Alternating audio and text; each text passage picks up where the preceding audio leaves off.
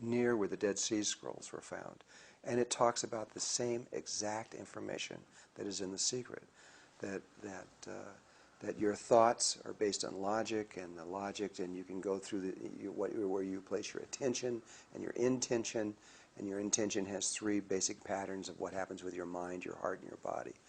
And if you engage all these things together at one time, yeah, you're going to get exactly what your intention is. But what the creators of The Secret don't understand is the instrument that the creation is being done through is the mind. It's the brain.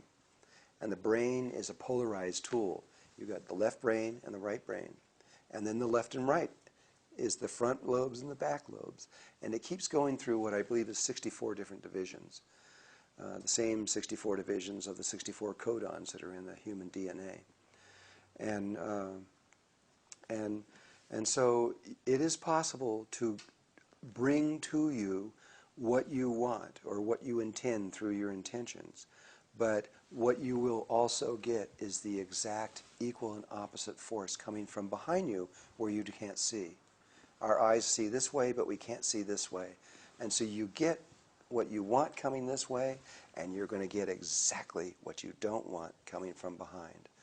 And so, and there is now a man named Dr. James Hart out of California, one of the brain experts in the world. He's considered one of the two greatest brain experts on the planet ever to live. And he agrees with me that they've found scientifically that you can go in using the brain and you can create anything, but you always get this other thing, the opposite thing also. So what's going on in the world is you've got 6.5 billion people in the world, and most of them want peace. I mean, you know, they're praying together, these huge circles of people praying for world peace. But they're never going to get world peace as long as they pray from the brain. They're going to get a world that's half peace and half war.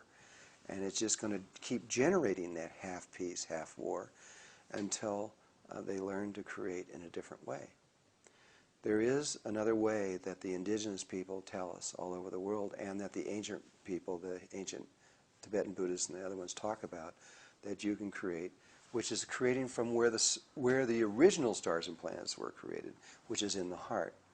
If you leave the brain, throw it away, get out of there, and go down into the heart, you can do the same thing. You can create there. You can bring anything you want. You can change the world. But you won't get the opposite effect. On another way to explain this is that we have two heart chakras.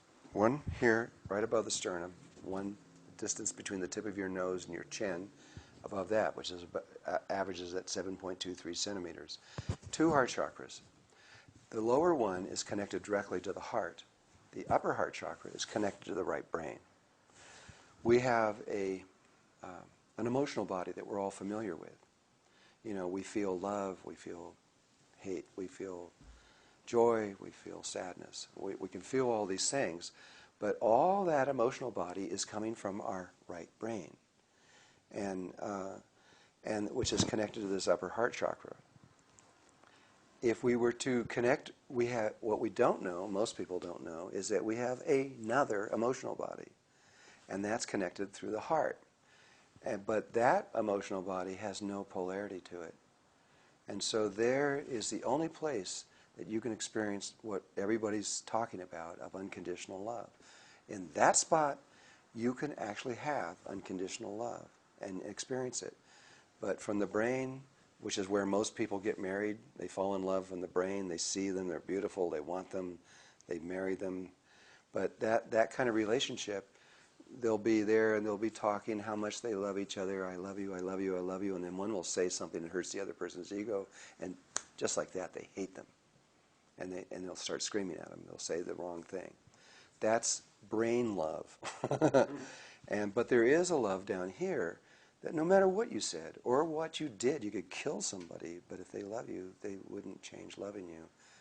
That's hardly ever been experienced. Women get that experience usually for a short time. They have a baby, the baby comes up, it's on the breast, they're looking down, and now they're loving that person from their heart, not their brain. And they would die for for that baby. They would die. They would give up their life in a moment. That's unconditional love. But we don't know we have that. Now, the same way, we have two dream bodies.